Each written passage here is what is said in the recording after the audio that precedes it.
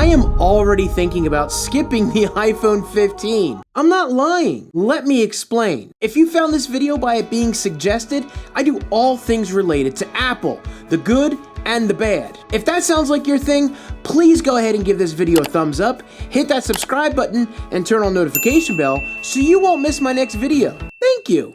Now stop me if you heard this already. The next gen iPhone is coming out soon, so let's talk about the next year's iPhone. Really? Nothing is sacred anymore, and many people have just accepted that. I don't know if Apple's doing this on purpose, or the security is that bad, and we're trusting them with our personal data.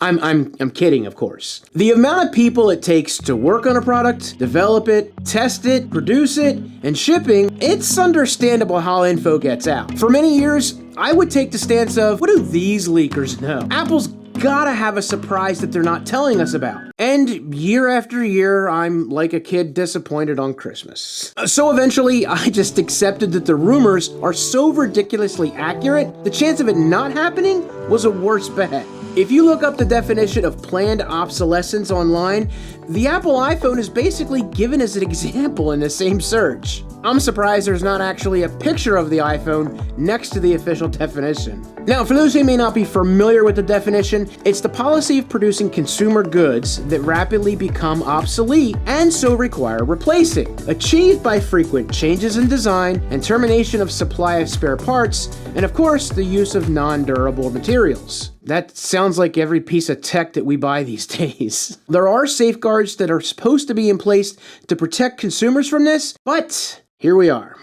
Now, unlike other smartphones, Apple at least supports their phones for many years. And of course, this channel is about Apple, and I want to talk about the iPhone 15 Pro or Ultra because we started talking about it even before the iPhone 14 was announced. What I'm getting at here is, don't give in to peer pressure, or basically every YouTuber/tech website says about the new iPhone. No, it's not so much better than the phone you just bought the previous year. I decided to keep my iPhone 13 Pro over the 14 Pro, and I haven't missed anything because of the newest features on the 14. Just the amount of videos that I could have done on it.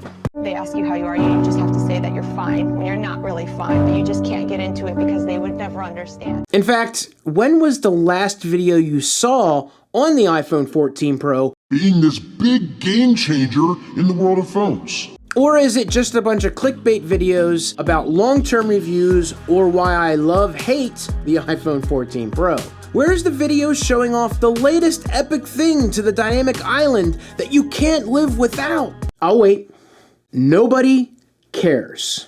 But I get why Apple releases a phone every year, and it's not solely planned obsolescence. For example, not everyone bought the iPhone 13 2 years ago, the iPhone 12 3 years ago, or the iPhone 11 4 years ago. Many people even have phones older than that, and they're completely fine with them. So it is kind of smart for Apple to work on offering something new each year. At the same time, if you bought an iPhone 13 Pro and then Apple did something so epic to the 14 Pro, you suddenly become a disgruntled Apple product user who may never buy one again. I can tell you, Apple 100% does not want that to happen. What if they do make a marked improvement on a device? Well, it wouldn't be updated every year, which is the easy answer. That's not going to happen. The harder answer is, they bring a totally new level of product or a totally new product altogether. Different price level, name, blah, blah, blah. This is not what's going to be happening this year. Are you sure about that? With the iPhone 15 Pro Ultra.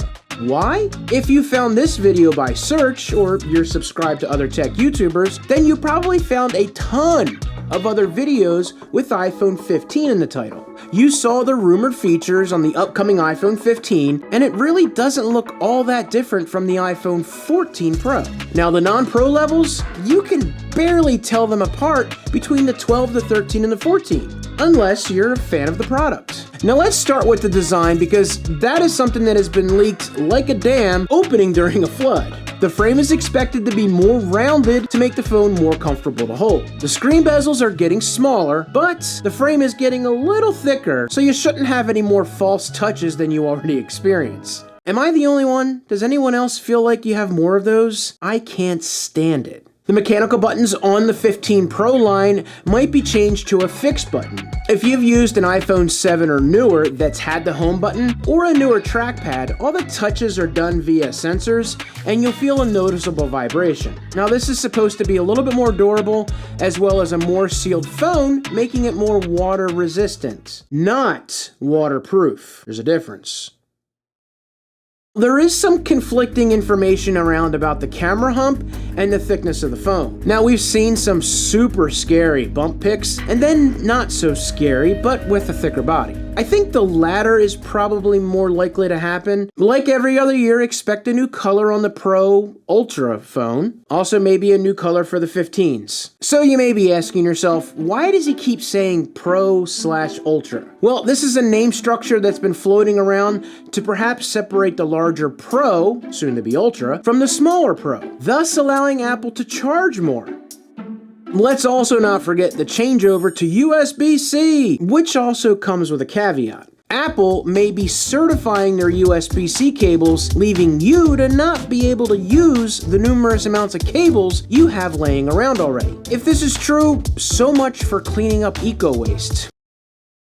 It's not in their court, so it's not their problem. Whatever. Now for the inside. Unlike last year when the regular lineup didn't get the latest and greatest in the A Bionic chip, this whole lineup will be getting the A17 Bionic. I'm not sure why, because people already got accustomed to the older chips being used in the non-Pro lineup. Yes, us fanboys were not happy with it, but we got over it. So why not continue to do that, maybe make a little bit more money, or you can keep the phone the same price. Unless it's not much of a factor this year compared to last year. Sorry iPhone 14 and 14 Plus, oh wait, nobody bought the Plus, never mind. Now the memory spec is rumored to stay at 6 gigs for all the phones, except that Pro Ultra, which might get 8 gigs. Are you starting to see my point about separating a product to be able to give it more features at a higher price? I don't want to pay that, so I'm not going to get that one because it's more money. I'm okay then. I'm not going to be mad because I don't want to pay all that, so I'm going to get this one, which is just as good. Sure, Jan. That's what you'll tell yourself. That's what I'll tell myself. By the way, that camera hump I mentioned, I don't know, a minute or two ago, I'm sure Apple will have some new fancy flashy update to the camera that improves low light performance for videos and photos. Probably an improved sensor.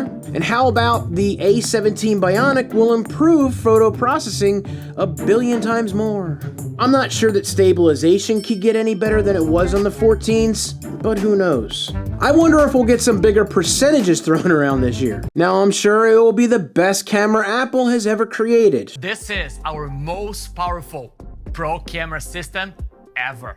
Now we'll probably see a different spec on the battery, probably larger, because the parts in the phone keep continuing to be less mechanical and more digital. Just keep making that battery as big as you can to get better battery life. Now as I'm shooting this video, I just saw a rumor floating around that the 16 or 17, here we go again, could be eliminating the dynamic island altogether. And that's because Apple was just awarded a patent for the under-the-screen Face ID. Now it's still going to have that little hole punch for the camera because the under-the-screen technology for that still sucks. Unless Apple has something figured out that the other screen manufacturers haven't. All that encompassed is the reason why I, as a consumer, would probably hold on to my iPhone 13 Pro yet again. Of course, as a reviewer, I'm probably gonna have to check it out to see how close these rumors are. That's not for another 6 months. And as you can see, the rumors have already started for the 16 and beyond. Foldable Apple device coming soon? Anyone? Now, Apple does have their spring event coming up soon. See what's going on with those rumors? Go ahead and check out this video right here. Don't forget to hit that subscribe button, turn on notifications so you won't miss my next video. See ya.